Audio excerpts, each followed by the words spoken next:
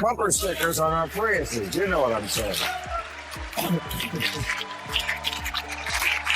I'll tell you why. Because you're allowed to build there. Because every third person in Texas isn't someone whose job it is to make sure nothing gets done. Democrats, these are your issues. Education, race, the environment. And I say this with love.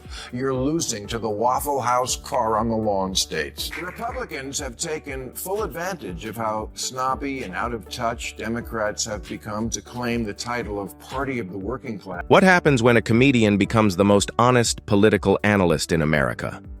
What happens when the person delivering the most brutal diagnosis of a political party is one of its own? For years, Democrats built their identity around the working class. Blue-collar workers, union halls, kitchen table economics, and somewhere along the way, they lost them. Not a few of them. Not some of them. All of them. And nobody inside the party wanted to say it out loud. Until now. Because what you're about to hear isn't coming from a Republican attack ad or a Fox News segment. It's coming from someone who has voted Democrat his entire adult life. And he just said the thing no one inside the party has been willing to say, that Democrats aren't just losing elections. They're losing the people they claim to fight for. And the numbers? The numbers are catastrophic. Democrats run for office as if the voters don't live here. As if they don't go to the grocery store and Starbucks and the office. But they do. They live here. And they actually see women and people of color. And it doesn't look like some patriarchal, racist nightmare. Do problems remain pertaining to? Of course. But a poll last year asked, if America is the greatest country in the world, more blacks and Hispanic Americans agreed with that than the white progressives. It asked if racism is built into our society. White progressives agreed with that at higher levels than black and Hispanic people. It asked if government should increase border security. Same result. Hispanic Americans are less okay with illegal immigration than whitey. The votes are in. They don't want your pity. That moment right there lands harder than it sounds. Because Maher isn't talking about messaging. He isn't talking about ad budgets or ground games or debate prep. He's talking about something far more dangerous. A party that has become so disconnected from the daily lives of working Americans that it no longer even registers as relevant to them. And the data backs every word of it. Working-class voters of every background swung to the other side by 12 points in 2024. In 2020, that same gap was 4 points. That isn't a trend. That's a rupture. In a single election cycle, Democrats didn't just lose ground. They lost an entire class of voters that used to define what the party stood for. The question is, how does something like that happen? And the answer begins with how the party started talking about the very people it claimed to represent. Republicans have taken full advantage of how snobby and out of touch Democrats have become to claim the title of Party of the Working Class, but Trump's big, beautiful budget cuts Medicaid by $723 billion. Steve Bannon says a lot of MAGA is on Medicaid. Yeah, it is. 42% of MAGA voters say Medicaid is important to them. Let's see if they miss it. There's a reason that line hit so hard.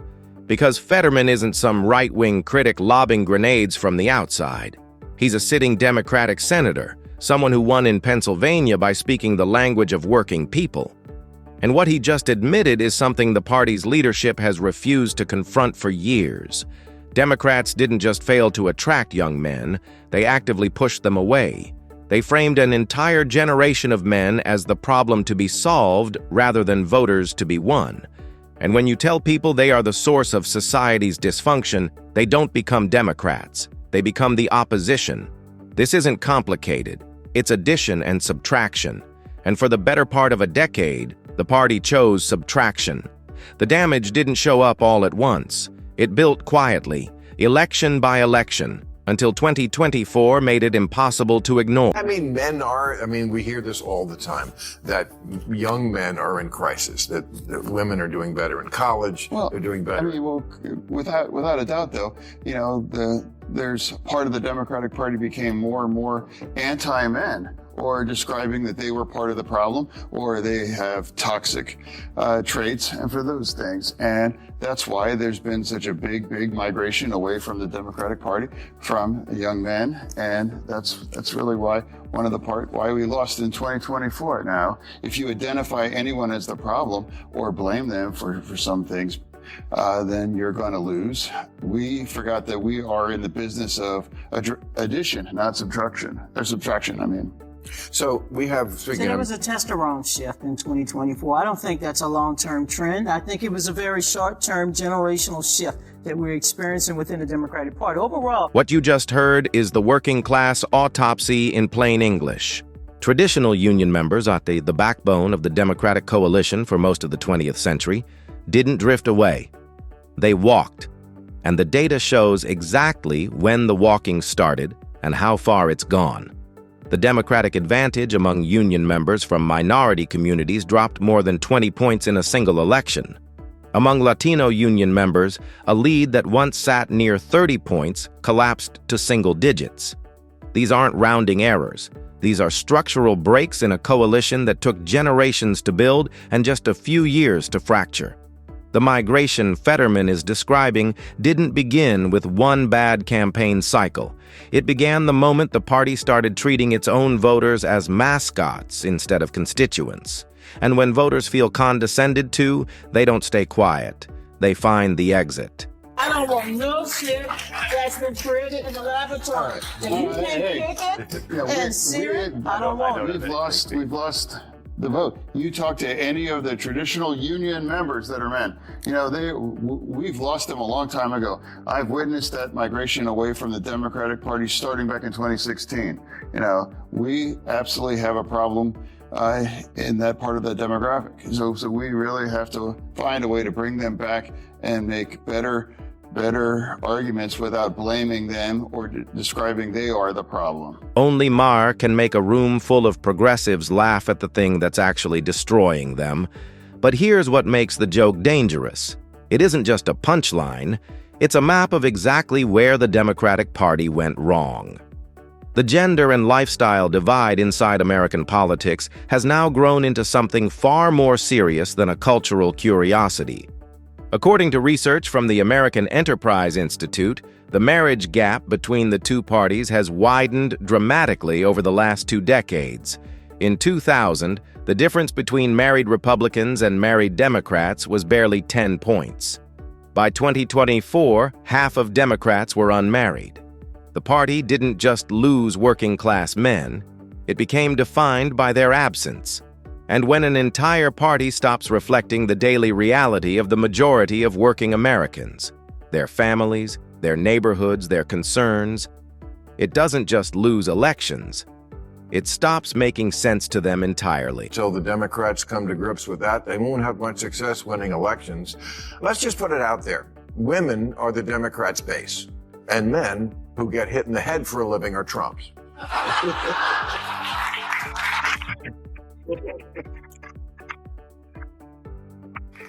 They're the bro party, the party of car shows on the White House lawn and breaking shit and seeing what happens and busting balls and shooting stuff like beer and laws. Oh, yeah. It's been that way for a long time. The mommy party and the daddy party, the party of cats and the party of truck nuts.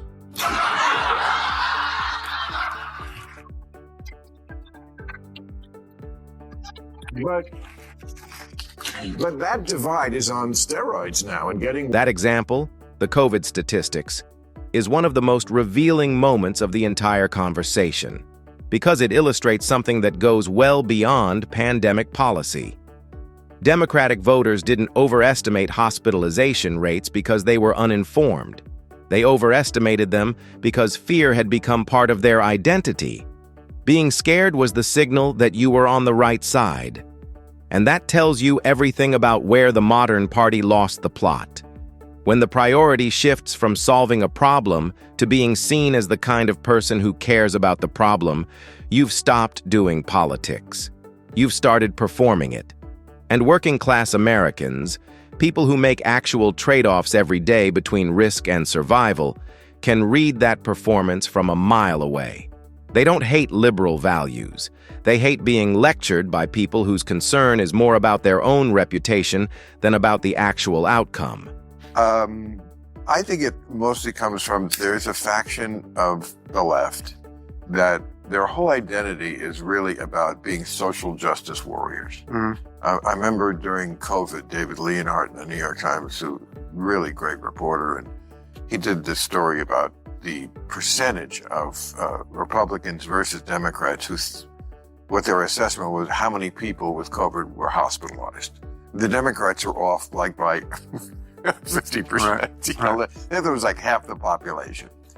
And I forget what the line that he wrote was, but it was something like, on the left, like COVID safety is very core to their identity. And I'm just not talking about just COVID, but like it's very core to their identity that we're the good people. We're the people who don't want anybody to die from COVID. Well, nobody really did. There were honest disagreements, but nobody really wanted people to die. Right. People make trade-offs with death all the time. You know, we've heard that. We all drive cars, people die, blah, blah, blah. Lawn signs, social media posts, solidarity selfies. This is what political participation started to look like inside a certain class of American progressive. And Maher's point about needing to be seen as the champion of a constantly rotating cast of marginalized groups, that's not a small critique. That is the core diagnosis. Because once identity becomes the mission, the actual policy outcomes stop mattering. You can see it in every direction. When a party spends more energy defining new categories of victimhood than solving the problems of the people already in its coalition, working voters notice. And they don't just disagree. They check out completely. The frustration isn't that Democrats care about people. The frustration is that the caring has started to look like a performance, and the people performing it have long since stopped asking whether any of it is actually working. Okay, so, but that was the overarching thing was like, we have to be the good people. On COVID, the people with the lawn signs. It's in this house, we believe there are, no illegals on stolen land, and all love is love. And, things I don't disagree with, of course. Well, I disagree with the stolen land thing. That's silly. Either shut up or give it back. But, just in general, they have this idea that they are only really fully alive if they are taking the cause of some marginalized group. So they keep finding, obesity was one for a while. Again, it's completely Orwellian, like healthy at any weight. What Maher just said in that last moment is the entire argument distilled into a single sentence. What good is liberalism if you don't win elections? Read that again. Because this is the question every Democratic donor, every activist, every campaign strategist needs to put on a wall somewhere and stare at every morning. The party has spent the better part of a decade constructing what it believes is the most morally coherent political vision in American history. And it has used that vision to lose working-class voters, Latino voters, black men, union households, young men, groups that were supposed to be the foundation of the coalition. Maher's point about the campaign manager who quit in protest when a moderate Democrat said a moderate thing? That story tells you more about why Democrats keep losing than any polling memo ever could. When the acceptable range of opinion inside your own party shrinks to the point where centrism becomes a firing offense, you no longer have a party. You have a purity test with a logo. You take the clothespins off your noses and actually converse with the other half of the country? Stop screaming at people to get with the program and instead make a program worth getting with?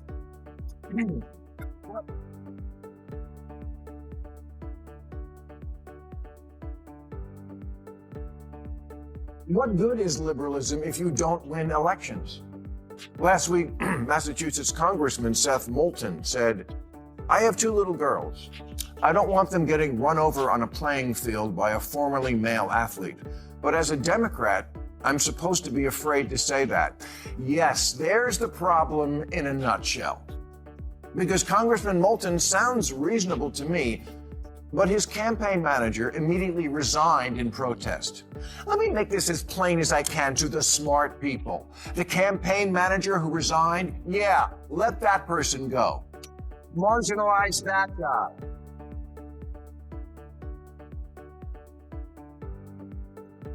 Try making too woke be a cancelable offense. It's important for America to have a center-left party, and for that party to be competitive. And a good first step toward that goal would be to make the voters not want to punch you in the face. Mississippi beating California in 4th grade reading. That's not a talking point. That's the actual national testing data. And for decades, California has been the standard bearer of progressive governance, the model the Democratic Party holds up when it wants to show what it can accomplish with power. Well, here's what the data actually shows. California ranks 37th in the country on 4th grade reading proficiency. Mississippi ranks 9th. The state Democrats spent years treating as a punchline is now doing a better job educating children than the state Democrats built their entire identity around. And the education comparison is only part of the story. Texas, a state with no formal clean energy mandate, now outperforms California on solar capacity, wind generation, and energy storage. Not because Texas is more progressive, because Texas lets people build things. Democrats own the bumper stickers, Republicans own the outcomes, and working families, they care about the... If he got to 40%, would he still be saying, as he does say, we need Democratic leaders in California who are willing to say no to their friends? That would be the unions, the bureaucrats, the lawyers, the consultants, the regulators, and all the special interest friends who make living in this state such a frustrating, maddening experience. It's why the railroads don't get built, the potholes don't get filled, the homeless don't get housed, the kids don't learn. Did you know that a 4th grader in Mississippi is 2.5 times as likely to be proficient in math and reading as one in California? Mississippi is kicking our in education, and for way less money. We're 37th in 4th grade reading, they're 9th. Texas is kicking our green energy. The average time to get solar panels connected there is 3 to 4 months. About 1,000 days faster than it took me. Remember when I was trying to get my solar hooked up?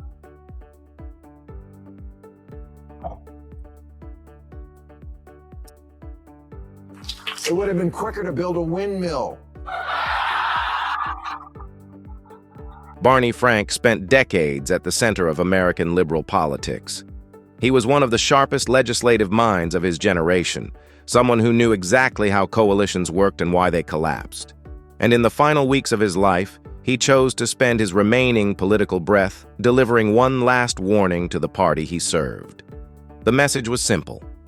The Democratic Party has allowed itself to become associated with a program of sweeping social transformation that the majority of Americans never asked for and never voted for. And that association, that perception, is costing the party everything. Since 1958, working-class voters have not identified with Democrats in the majority. That is not a recent problem. That is a 2-generation failure that has accelerated sharply over the last decade. Frank knew it. Obama said something almost identical after he left office. The difference is that this time, the warning came from someone who wouldn't be around to see whether the party listened.